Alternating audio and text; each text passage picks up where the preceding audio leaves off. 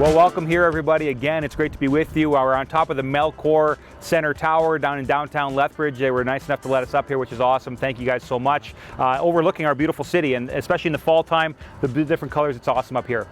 We did get some questions over Facebook and over Instagram, and so I'm going to answer those now. The first one is there an age limit to apply for policing? And the answer is no. There's no age limit. You have to be 18 years old, so there's a minimum, but there's no limit to it. We've had a bunch of officers that have been hired, especially after 40 or even in their late 40s, and they've gone on to have really good careers. And so there's no age limit. We're not going to treat you any differently based on your age as long as you're over 18, which is a provincial minimum. The second question has to do more with common sense and what we look for when we're recruiting officers. Can we test common sense, things like that? And then whether our officers use discretion or not as part of that common sense. And this is a really good question, actually. We get asked this quite a bit. And so I'll go through the recruiting process first. Yes, there's a couple ways we test for common sense. The first is called the APCAT. It's a written test. It talks about problem solving and memory and different things like that. A lot of common sense questions in there.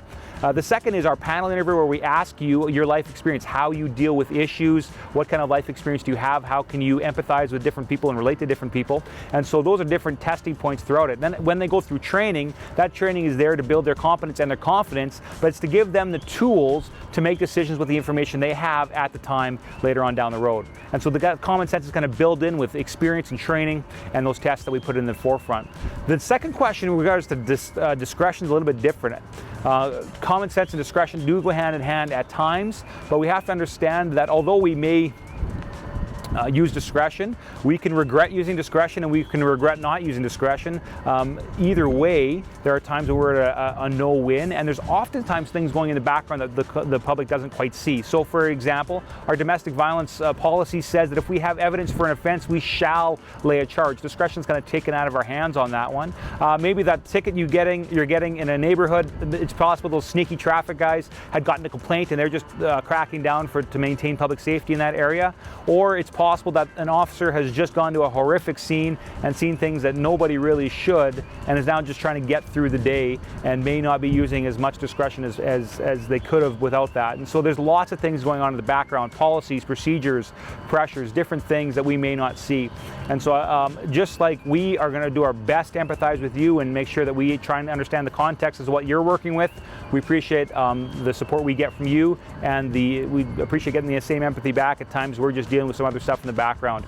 Last one, is there a noise bylaw? This actually comes into this last discretion question. Is there a noise bylaw and is it enforced? And yes, there is a noise bylaw in Lethbridge. It's 24 hours for unnecessary noise. So construction is a little bit different in that sense, but this is actually one of those bylaws that the police, we give a lot of discretion to because we want to see a change of behavior. If someone's got their music too loud, maybe they don't know there's a complaint, we want to allow them to know, hey, there's a complaint here, and we want to see a change of behavior. If that behavior doesn't change and we have to come back over a short period of time, that's when tickets are usually issued. And so yes, there is a bylaw, yes, it is enforced, but there is also a lot of discretion used with that certain bylaw.